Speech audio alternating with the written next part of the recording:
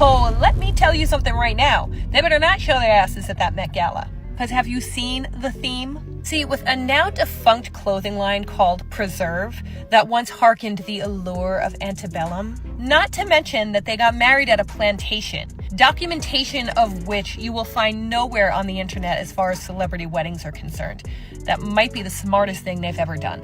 No doubt they had the reception in this lovely facility called the Cotton Dock. This is probably what it looked like. And it's just a few yards away from the quarters. No, we're not having that at this Met Gala. We all thought them showing up at SNL was premeditated and presumptuous. Imagine they show up on the red carpet next to this guy, Coleman Domingo, who's one of the chairs. Or better yet, next to this couple, Rihanna and ASAP, who are also chairs. Guys, I know it's going to be hard to be downtown in Tribeca with all the excitement going on uptown. But please do not come. Do not pass go. Do not collect $200. Ms. Wintour, I would ask that you not extend the invitation, but I think you probably know better. We're kind of used to seeing, and pardon my language here, but we're very used to seeing like a Blake, right? She's very unkind to reporters, and genuinely I think that there's just a lack of a better word there. She seems to hate the press junkets over the years. She barely seems to enjoy her fans. She kind of thinks that she's above her fans, thinks she's above the press, and is just always rude, right? We left because the vibes were not vibing. Like wasted hair, makeup, outfit to go to the city, drink a margarita in a mason jar, take a bucket of popcorn, take 2 bites, see Anna Wintour, see Justin Baldoni, and left to go back to Connecticut. Like, talk about. Blake Lively and Anna Wintour have shared a strong bond in the fashion world for years, but it looks like the relationship has hit a major rough patch. Rumors are swirling that Blake has been banned from the Met Gala, and the drama behind it is even messier than anyone expected. Worst of all, Blake may have no one to blame but herself, from a leaked email where she allegedly criticized both Anna and actor Justin Baldoni, to questionable fashion choices on the It Ends With Us set. Blake's reputation has taken a serious hit. So much so that even the Queen of Vogue, Anna Wintour, reportedly wants nothing to do with her. But is this just a temporary fallout, or has Blake lost her Met Gala invite for good? Let's break it down. Blake and Anna have maintained a professional relationship for years. Being close to one of fashion's most powerful figures comes with major perks, like Vogue covers and a permanent spot on the Met Gala guest list. Blake has appeared on the cover of Vogue multiple times, and insiders say Anna personally pushed for her to be featured in the September 2024 issue, an honor she rarely gives out. Blake was also considered one of the few people seemingly immune to Anna's famously icy demeanor. In photos, Anna is often seen smiling with her legs crossed toward Blake, a rare sign of warmth from someone who's known for her stoic presence. Thanks to Anna's backing, Blake has been a Met Gala staple since 2008, consistently making headlines with her stunning looks that dominate social media. But this year? She's not walking the steps. Reports claim Anna learned about Blake's behind-the-scenes behavior, and has no plans to let her ruin fashion's biggest night. And that leaked email? The one slamming both Anna and Justin? It found its way back to Anna. And if there's one thing Anna Wintour won't tolerate, it's disrespect. Despite their years of friendship, this betrayal may be too much for Anna to ignore, and honestly, it might be justified.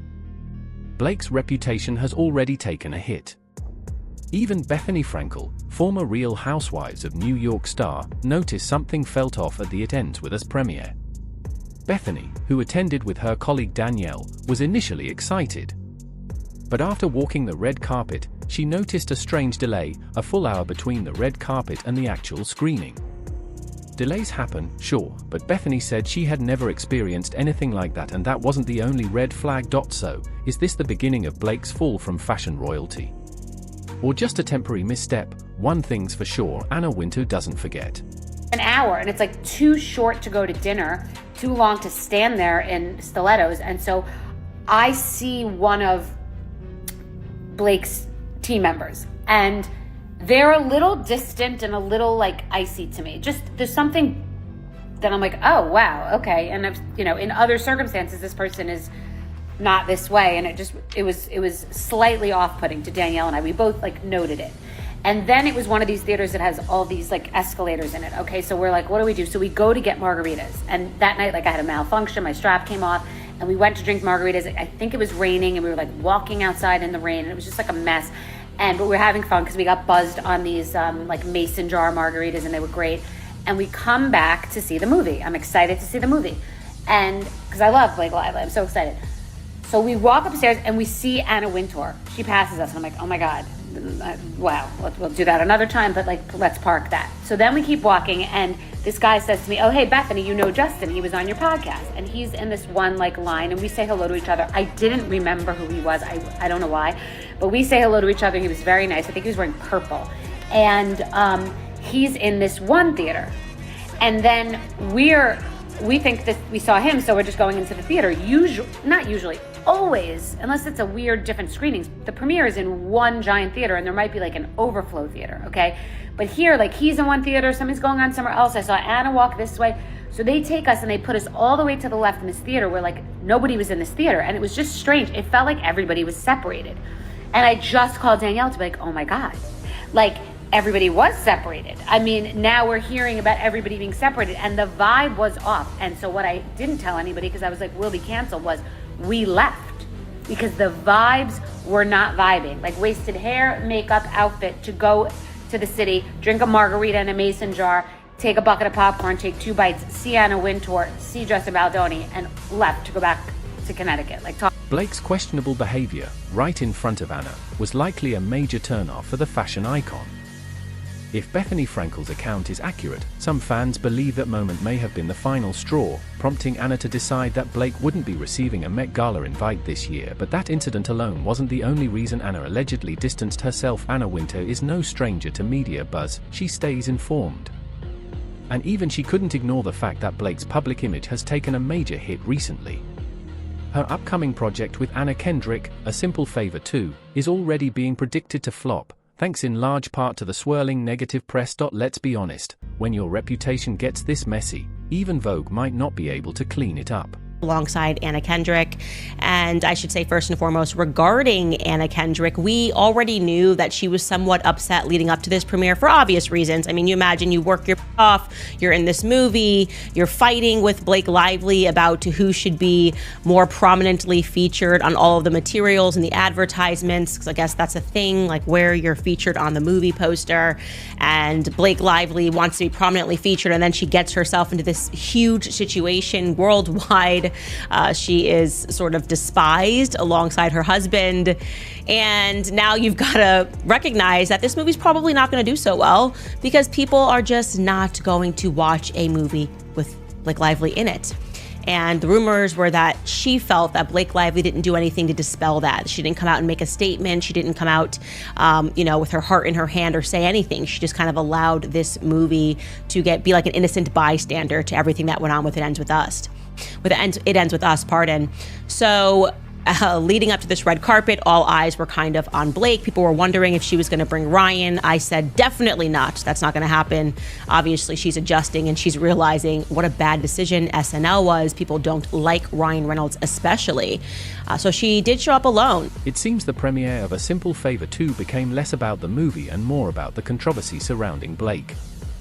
And let's be real, there's no way Anna Wintour would risk letting fashion's most prestigious night be overshadowed by that kind of drama. But the fallout doesn't stop there. The recent controversies haven't just harmed Blake's public image, they've also raised serious questions about her professionalism and work ethic.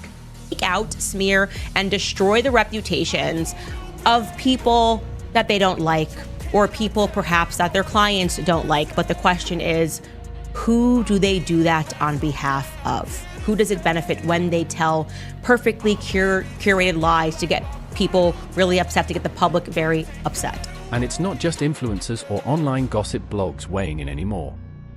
Since the controversy broke, several industry insiders, people who have actually worked with Blake, have come forward with their own experiences, and let's just say, the picture they're painting isn't flattering. I was interning at the Feud channel. As I said, this was 2005, end of May, beginning of June. She was doing press for Sisterhood of the Traveling Pants with 3 of the 4 girls. I don't remember who exactly was there, but it was Blake who was actually terrible and made me cry. So as an intern, we were allowed on set, but and as someone who grew up on set, you don't speak on set. It is quiet on the set because obviously the people with the microphones need to be heard, right? So your job was to just fetch things that various people needed. That day, it was my job to hand out these little water bottles to anyone who needed them.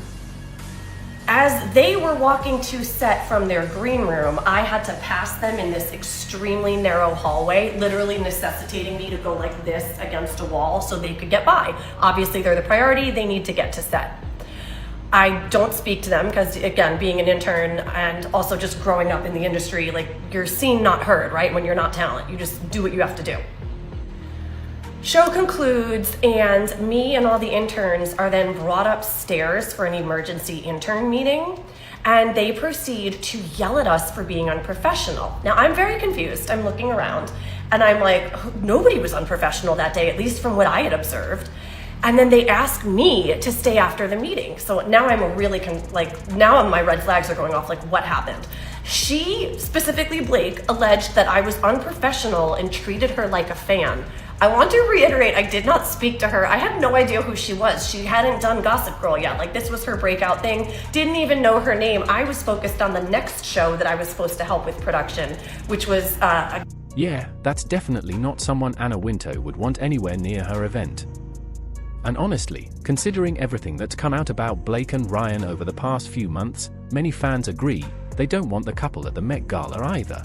They better not show their asses at that Met Gala. Because have you seen the theme? See, with a now defunct clothing line called Preserve that once hearkened the allure of antebellum, not to mention that they got married at a plantation, documentation of which you will find nowhere on the internet as far as celebrity weddings are concerned. That might be the smartest thing they've ever done. No doubt they had the reception in this lovely facility called the Cotton Dock. This is probably what it looked like. And it's just a few yards away from the quarters. No, we're not having that at this Met Gala. We all thought them showing up at SNL was premeditated and presumptuous.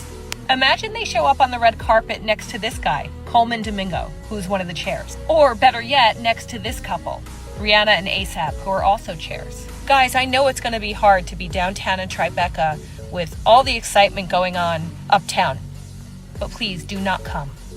Do not pass go, do not collect $200. Ms. Wintour, I would ask that you not extend the invitation, but I think you probably know. Blake's fashion choices on the event with a set were already raising eyebrows, but things got worse when she reportedly insisted on personally reworking her character's entire wardrobe, blowing the budget to over $600,000 in the process. And let's be clear, this wasn't the stylist's doing. Blake chose everything herself. Court documents reveal that she dismissed the director's vision, ignored weeks of preparation by the wardrobe team, and sent in hundreds of reference images dictating exactly what she wanted. The result? The team was forced to scramble, rest hop, and overspend, way beyond what was originally planned. And then there's the infamous $5,000 shoes. Blake insisted her character wear luxury heels to show she had money, despite playing a struggling small business owner. This forced the director, Justin Baldoni, to rethink parts of a script that had been in development for years. A leaked message from the line producer in April 2023 sums it up: wardrobe's budget was $185,000. Normally, the wardrobe overspends and then does tons of returns to get back on budget. Our team expected to land at $185,000 after returns, but they've already spent $615,000, and we haven't even shopped for the rest of the cast yet. Yikes! If Anna wasn't already side-eyeing Blake before, she definitely was after watching this chaos unfold.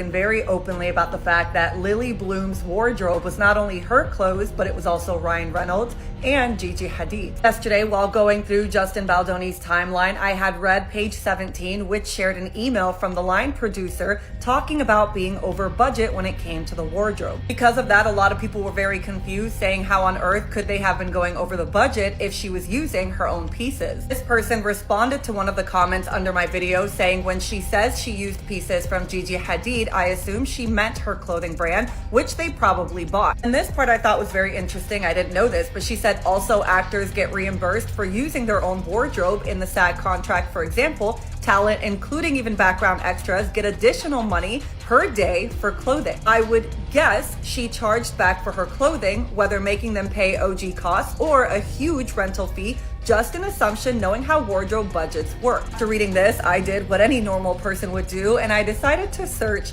on TikTok to see if there were anybody in the industry that were speaking on this. I ended up finding a video from Ebony Brown Style, who is a union costume designer, and I tagged the video below. She confirmed when an actor wears their own clothing, they get paid for that. She also said that any time, for example, the Valentino bag would appear on screen, Blake Lively would allegedly get a check for that. If that were the case, that would make a lot of sense as to why they were going over budget, because a lot of these pieces. Anna might have overlooked the drama between Blake and Justin, but completely derailing a film over fashion choices?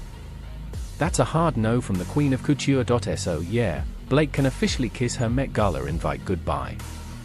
At least for this year, but the big question is this a permanent exile, or just a temporary punishment? Some fans believe Anna might be using this as a wake-up call, while others think she's completely done with Blake for good. What do you think? Is this the end of Blake's fashion reign, or just a one-time consequence? Let us know in the comments below.